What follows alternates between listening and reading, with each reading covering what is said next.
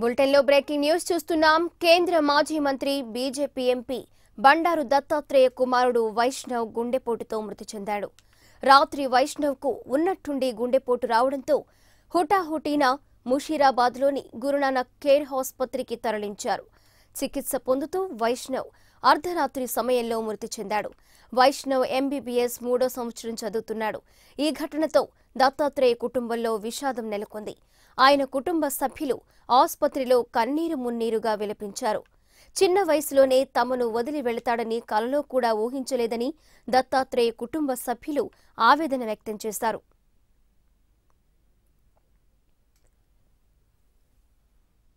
దీనికి సంబంధించి మరింత సమాచారం మా ప్రతినిధి కృష్ణ అందిస్తారు. కృష్ణ, కేంద్ర మాజీ మంత్రి ఎంపీ బండారు దత్తాత్రేయ కుమారుడు వైష్ణవ్ అకాల మృతి గౌలిగూడ ప్రాంతం, ఆ తర్వాత రామ్నగర్ ప్రాంతంలో విషాదం అనుకుంది.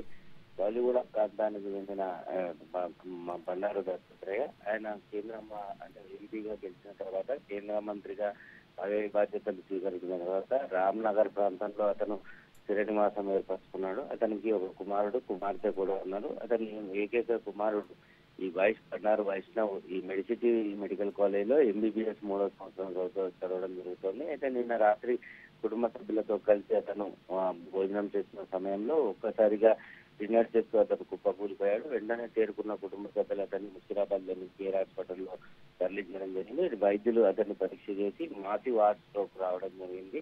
అతన్ని రక్షించేందుకు డాక్టర్లు ప్రయత్నాలు చేసినప్పటికీ కూడా అతను అర్ధరాత్రి 2 గంటల ప్రాంతంలో మరణించడం జరిగింది. విషయం తెలుసుకున్న వెంటనే అటు కుటుంబ సభ్యులు బంధువులు పెద్ద సంఖ్యలో ముషీరాబాద్ లోని కేర్ హాస్పిటల్ కి తీసుకొచ్చారు. అతి చిన్న వయసులో అతనికి హార్ట్ స్ట్రోక్ రావడం, అతను చనిపోయినాడని తెలియడంతో కుటుంబ సభ్యులంతా కన్నీటి పర్యంతమయ్యారు. అటు ఈ విషయం తెలుసుకున్న వెంటనే అటు బీజేపీ పార్టీ అనే కాదు, స్థానికంగా అటు గౌరీగూడ ప్రాంతంలో కూడా బండారు దత్తాత్రేయకు సంబంధించి అంటే స్థానికులు కూడా పెద్ద సంఖ్యలో కేర్ ఆసుపత్రి ముషీరాబాద్ కేర్ ఆసుపత్రికి తీసుకురావడం జరిగింది. అయితే ఇలాంటి సహజం అంటే యుక్త వయసులో ఇలాంటి మాసివ్ హార్ట్ స్ట్రోక్ అనేవి రావడం జరుగుతూ ఉంటుంది. ఈ సమయంలోనే తాము ట్రీట్మెంట్ చేసిన తర్వాత హార్ట్ కు సంబంధించి స్టెంట్స్ అనేవి వేయడం జరుగుతుందని చెప్పి వైద్యులు చెప్తున్నారు. కానీ అతని పరీక్ష చేస్తున్న సమయంలోనే అప్పటికే అతని పరిస్థితి పూర్తిగా విషమించిపోయింది. సో ఈ నేపథ్యంలోనే అతన్ని రక్షించడం కొంత ఇబ్బందికరంగా మారిందని చెప్పేసి కేర్ ఆసుపత్రి వైద్యులు చెప్తున్నారు. అయినప్పటికీ కూడా అతను రక్షించాలన్న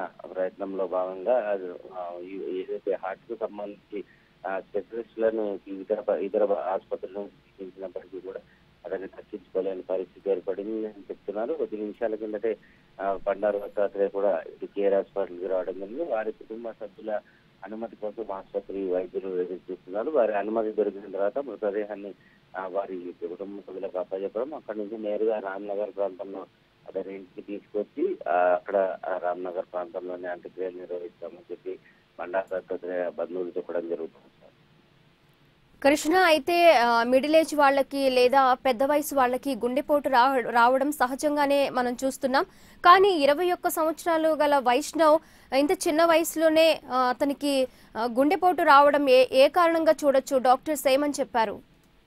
వైద్యులు చెప్తున్న వ్యవహారాన్ని బట్టి ఇటీవల కాలంలో చూసుకుంటే పెద్దవారు అంటే పెద్ద వయసు ఉన్న వారు వృద్ధులకు హార్ట్ స్ట్రోక్ రావడం అనేది సాధారణంగా జరుగుతుంది. ఎందుకంటే రక్త ప్రసరణ అనేది సరిగ్గా జరగదు కాబట్టి గుండె కొద్దిగా బలహీనంగా మారి హార్ట్ స్ట్రోక్ వచ్చి వారికి మరణించడం జరుగుతుంది. కానీ ఈ ఇటీవల కాలంలో చూసుకుంటే యుక్త వయసు ఏదైతే 20 నుంచి 30 సంవత్సరాలు 30 సంవత్సరాల వారికి కూడా ఈ గుండెలో నొప్పి రావడం, ఆ తర్వాత వారి ఆసుపత్రిలో చేరిన తర్వాత వారికి పరీక్ష చేస్తే సాధారణంగా ఈ మాసివ్ హార్ట్ స్ట్రోక్ అనేది రావడం జరుగుతుంది. అంటే ఏవైతే రక్తనాళాలు ఉంటాయో వాటి నుంచి బ్లడ్ సర్క్యులేషన్ సరిగా ఉండకపోవడం, ఈ రక్తనాళాల్లో అంటే నరాలలో ఈ కొవ్వు పదార్థాలు చేరుకొని రక్త ప్రసరణ సరిగా జరగకపోవడం వంటివి ఘటనలు చోటు చేసుకుంటే ఈ నేపథ్యంలోనే అలాంటి పేషెంట్లు ఎవరైనా రోగులు తమ వద్దకు వస్తే వారిని పరీక్ష చేసి వారికి షుగర్ బీపీ కంట్రోల్లో ఉన్న సమయంలో వారికి ఆపరేషన్ అంటే స్టెంట్స్ అనేది ఆపరేషన్ లాప్రోస్కోపిక్ సర్జరీ ద్వారా స్టెంట్ అనే ఆపరేషన్ చేయడం జరుగుతుంది. అలాంటి స్టెంట్ ఆపరేషన్ చేసిన తర్వాత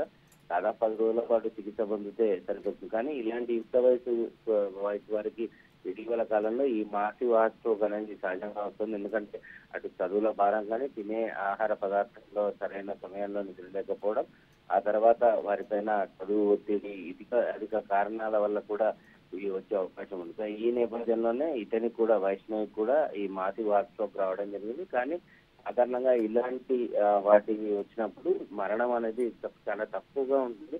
100లో ఒకరికి ఇలాంటివి సంభవిస్తూ ఉంటుంది. అతను పరిస్థితి ఎప్పుడైతే ఇంట్లో డిన్నర్ చేస్తున్న సమయంలో అతను కుప్పకూలిపోవడం జరిగింది. ఆ సమయంలోనే అతను వెంటనే ఆసుపత్రికి తీసుకొచ్చితే ఆపరేషన్ చేసి అంటే పరీక్షలు చేసి ఆపరేషన్ చేసే పరిస్థితి ఏర్పడేది. కొద్దిగా ఆలస్యమైనప్పటికీ కూడా తాము ఉన్న స్పెషలిస్ట్ డాక్టర్లను రంగంలోకి దించి అతన్ని బతికించాలన్న ఉద్దేశంతో చాలా ప్రయత్నాలు చేశాం. అనేక పరీక్షలు చేసినప్పటికీ కూడా ఆ పరిస్థితి చేదాటిపోయిందని చెప్పేసి వైద్యులు చెప్పడం జరుగుతుంది. ఇలాంటి మరణాలు అంటే మానసిక ఆసుపత్రికి వచ్చిన వాళ్ళలో కేర్ ఆసుపత్రిలో ఏదైతే మరణం జరిగిందో ఇదే ప్రథమం అని చెప్పేసి వైద్యులు కూడా చెప్పడం జరుగుతుంది.